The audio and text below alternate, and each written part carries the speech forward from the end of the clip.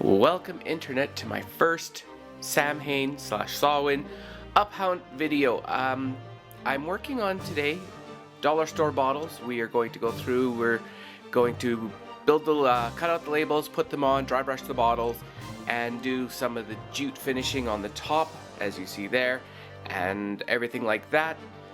It is too long. I realize that in editing, but it's kind of hard to cut it out. The next one will be better. I am learning, so stick with me. This is my first video. So what we're going to do now is we're going to grab my tape here, and this is just going to be, this is the poor man's lamination, but it works really well for doing stuff like this. So I think we're going to do the next bottle. What you do is you take your bottle that you're hoping to do. Let's do this red one because I really like the way it looks. So now what you do is you take your bottle and you look at the labels and you go, which one would look really good on there? You know, you visualize how it all go together. And you know what? I think we're going to do the Dark Souls label. I've never played the actual game, but I hear it's pretty good. So that's going to be the bottle we're working on. These labels are actually sized for those bottles. When you print these labels out, measure your bottle, and what you can do is you can change the output percentage so your labels get down to your right size for what you actually need. So what you do to get these labels, what I call, you know, the poor man's lamination, gotta do this oh no, it's just the right width. So you don't want to touch your fingers on this tape when you're going to be putting this down.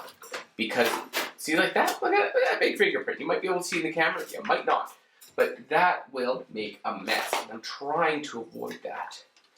So let's try this again. And just grab the very, very edge of it. You know what? We're going to do it different. We're going to do two labels at once. Because trying to get it without my fingerprints on is going to be very difficult. So, you lay down your stuff like this, blow off any dust, styrofoam dust, don't know where that came from. If you watch the rest of the video, you'll know exactly where that came from. So now what you do is you just kind of eyeball it to where it's going to completely cover both labels. And you're trying to avoid wrinkles, and look at that, perfect, first shot. So what this does is when we put these labels in the bottle, it just protects them. So, you know, they're not going to be a soft bit of, you're just not going to have a weak spot on that specifically. So now I'm going to use, after I put the knife in, I'm just going to use the back of the knife just to make sure that that's sticking down. In reality, if I was being smart, I would be going to go get a spoon, because a back of a spoon would be perfect for this because it's just the right amount of pressure without wrecking. I'm just going to get this cutting board out of the way for a second, and I'm going to just use the back of a spoon, and you'll see what it does. It just removes all of, it's hard to see on camera, but what you will really notice is in person, you'll see that there's like a lighter point that you don't see very clearly. So there we go. So we've got two labels here done. The tape goes over. So now you can just pick this up, take your scissors, take out your one label that you're looking at. You know, you can do all the laminations of all the labels at once if you really want to. We'll get rid of those. We don't need them here. Now, you can do this with scissors, or you can do this with a knife. It's entirely up to you and what you're confident with. I've done both. The ectoplasm bottle there, you will see I did that one with scissors, and this one I'm going to do with a knife. You know, and I've punched these all out to black so you have a little bit more flexibility in terms of how it looks if you get it wrong slightly. Okay, let's bring this around.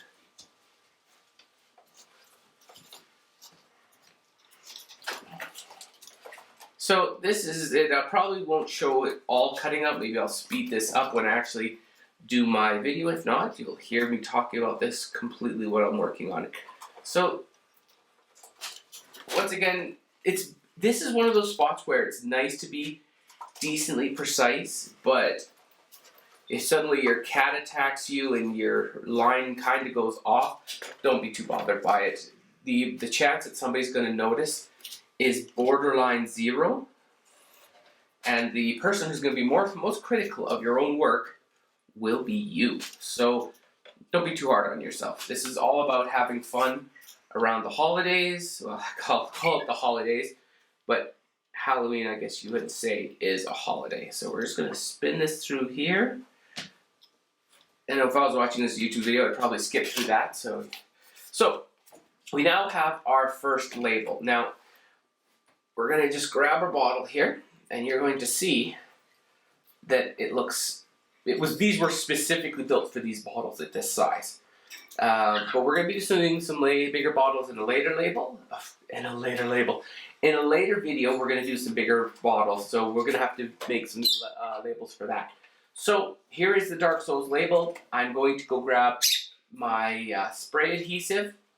And that stuff is amazing. I have to go grab it because I don't have it within arm's reach. It's on the shelf in the living room. Okay, we'll just consider this a pause.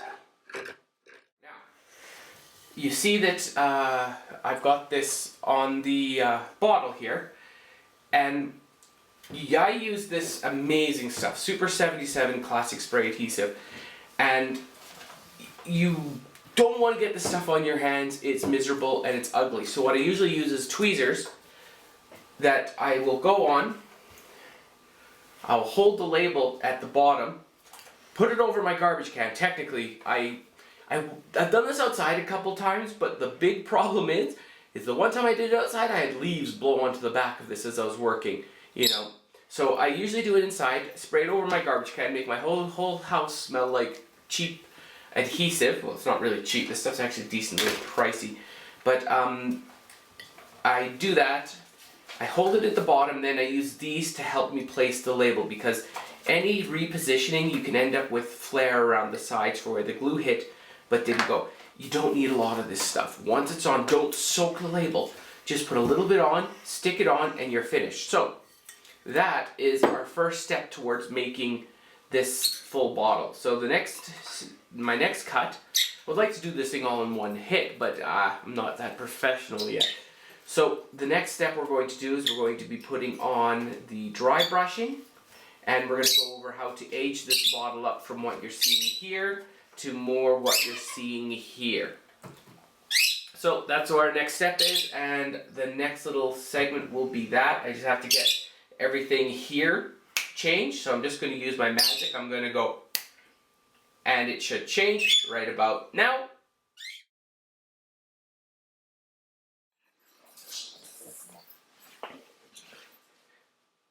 And boom, we're back. Okay, so this part here is relatively straightforward. You just want to grab some acrylic black paint. You could do different colors if you want, like ones that may suit it better, but I find the black ages this perfectly. Now, if you've ever dry brushed before, this is kind of the wrong brush for it. I had a smaller brush kicking around somewhere, but for the life of me, I can't find it. So we're going to use a bigger brush. It doesn't matter. It's just a matter of, you know, using what you have available. And, you know, this brush works fine. Looks like I was dry brushing some red with it at another point. So put this a little tiny bit of black.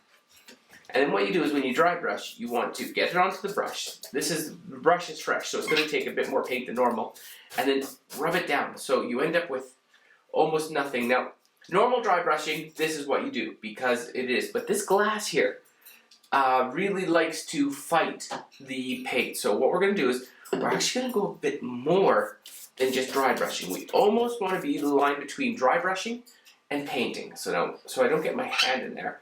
So now what you do is you take it and you just rub it over the edge. So you can see instantaneously, and you don't want to paint it directly. You want to kind of rub it on, and this bottle is particularly good for this. And when you have your paint just that right amount of dry, what happens, like if you have the brush just the right amount, it catches edges and it doesn't completely obscure all the glass, but it definitely gives you an instantaneous aging of the bottle. We're going to do the same thing here. We're going to see how our color is. It looks really good. And it doesn't have to be perfect. Have fun, guys and gals and whatever. So you can go in here and just give this a hit right across the base.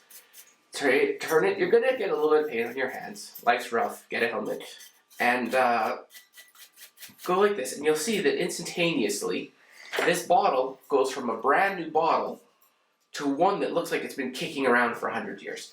I deliberately wanted to go a bit darker on this bottle, so when you see what I'm doing here, it may look like I'm putting a bit too much paint on. It's kind of deliberate, because I really like how red looks when it gets the black age on it. It looks fantastic. So once again, a little bit more. Do the corners first, just so you get that good heavy hit on each corner, and it'll give you that look and feel that you're hoping for. It's going to be, you're going for an old bottle that looks like it's been sitting around in a cupboard for 50 years. And somebody drug it out and was like, oh, what the heck do I have here? And see, this is where I get a little bit ahead of myself. I'm going to quickly grab my knife.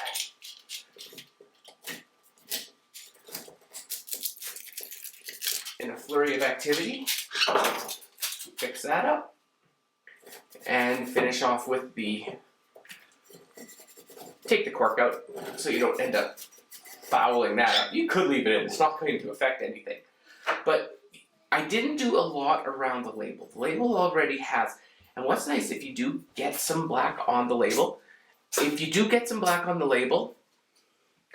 then you can just use your finger and rub it off. You can also do it on the glass. Nothing's permanent. These bottles will not be waterproof, and they will unage, strangely enough, as time goes along. So now, this bottle is almost where we want it to be. I'm going to go rinse off this brush, or I'm just going to grab another smaller brush I had kicking around here.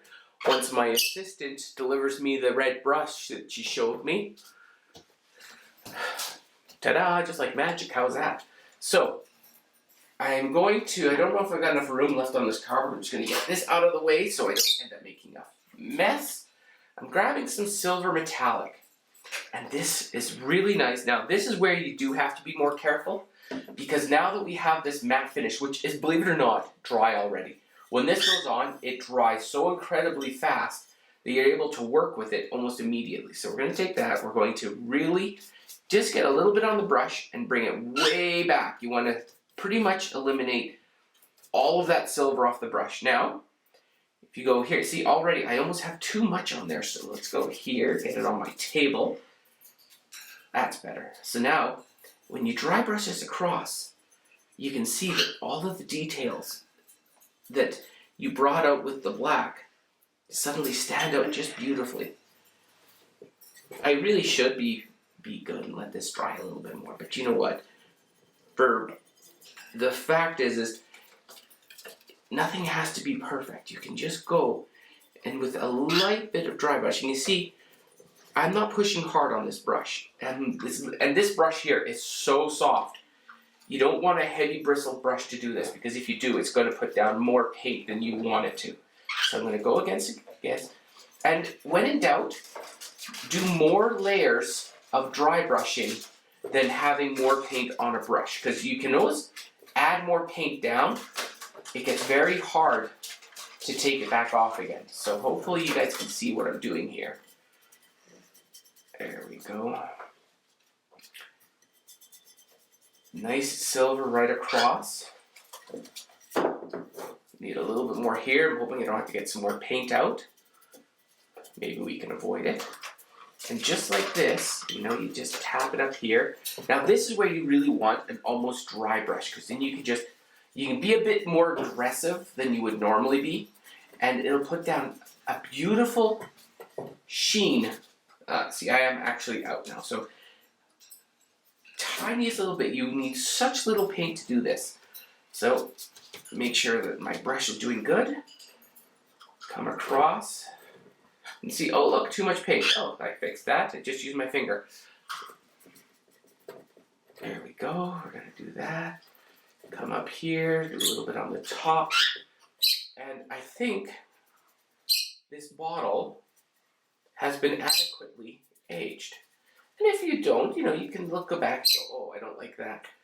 There we go. So you have a bottle that went from looking brand new to looking like it's been through the ringer. Now, you can have some fun here. If you see some spots you don't like that's like completely clear, you just threaten it with the brush. And what it does is it adds that little bit of ghosting on it to make it look like it's been around forever. So that is how you pretty much bring it from the straight bottle into the dry brush. Now, you can have some fun with this. You don't have to go silver, but I find in a lot of cases the metallics really almost gives it a look like it has a great effect for making it look good. So the color that you can also use is gold. Pay attention to the color of your bottle, color of your glass, color of your label. Choose a dry brush color that matches that to make it look good. So we're back. I've gone and dug up the hot glue gun, which is both my best friend and my nemesis. I've got a burn on one of my fingers that I got about a week ago when I was doing that scarecrow. Holy man, did it hurt. Anyways, so let's grab, when you go to the dollar store, you find all sorts of things like this. Just fun burlap trim. Now what I was thinking on this one is I wanted to do a burlap top on this, kind of right about there, just to cover it up. Now this is where you really go and you have some fun. And once again, I'm going to apologize for my noisy birds in the background. Next time I'm going to go hide in the garage when I do this. So I need to have my scissors, which are hiding over here. This, you don't really have to snip this off, just makes it a little bit easier to work. Now, I'm going to show you a cool little trick, and part of the reason why I end up burning myself so often is just put a little dab of hot glue there. And you can use a penny. I had some old scissors lying around. I'm going to use just another glue stick. And what you do is, if you just smush that into the actual burlap, what happens is you seal the end so it doesn't go all over the place. So now, we're going to take this, we're going to lie this down, and we're going to start right here. We're going to put a little bit of hot glue on there. It can dry for a moment, it's not that big of a deal. And we're going to lay down our first pass of the burlap thread here, or the burlap trim, or whatever the heck you would actually call it. Don't want to put too much pressure on it just yet. You want to make sure that glue kind of sets a little bit. And yeah, we're going to do this a little bit differently because I want it to look good. So I'm going to put another bit of glue here. So when I bring this trim around, then I'll be able to have it mesh onto there so you don't end up with an empty spot at the back of the bottle. So now, you come around. Now, this is where I suggest you put glue on each pass just to make sure that it stays where it's supposed to be. And you can do it on the front and the back, like so. You could technically do it all the way around. It is up to you. But I only do it on the front and the back. It gives me enough of a bind that it doesn't really matter that it's going to come off or not. Or it's pretty much make sure that it's not going to come off. Now, you'll notice that I'm not cutting this off of the end because if I don't use all of this, then at very least, I'm going to be able to use it somewhere else. Because I'm just like that. I don't like to use up all my materials. Okay, a little bit more right there. This is usually about the time when I'm working away, not paying attention, is when I get a finger full of hot glue. Say some very choice words like, ow, and ooh, that's hot. And I usually move on, but here we go. We're just going to finish this. Okay. So the camera card filled up by accident, and it only had a couple years of photos on it. Anyways, I'm not sure where my previous footage left off, but all they did on the last part was put on this hemp or this jute rope at the top of this bottle. And I was thinking of doing some other things on this. So one of the things I was going to show you that's kind of neat is if you, when you're building stuff like this, it's daft things like this that look just fantastic. This is an earring from a Monster High doll that got broken. So I kept it around because I liked the way it looked. So now I'm going to use it on this bottle to add a bit more detail. So the first thing I'm going to do is I'm going to put a tiny bit of glue here. And I want it to go to the inside. This is where I burn myself. So please don't do as I do and do daft things like this. Take your own precautions because only you can prevent. No, that's not how it goes. Only you can keep yourself safe. Anyways, I usually keep another glue stick around specifically for this purpose. Just so I have got something to push in and get this all layered up. And the thing is hot glue becomes manageable relatively quickly. And I usually like to, it's my problems, I like to get a bit physical with the glue to make sure that it's you know, setting into the actual thing that I'm working on. Now, this is what I was thinking of doing. Now, this is where you really have fun with this all, because you merge things, you put them together, and you mix them up, and you end up with an amazing setup. So now, I'm just going to quickly put a little bit of glue around the outside of this ring. I'm going to see how this works out. See if I can pull it off without, you know, burning my fingers again. There we go. Push that in. Get rid of the 8 million spider webs that form because of it. And now you can see, you go from being a kid's toy piece to actually being, there we go. So now I'm going to glue this thing on.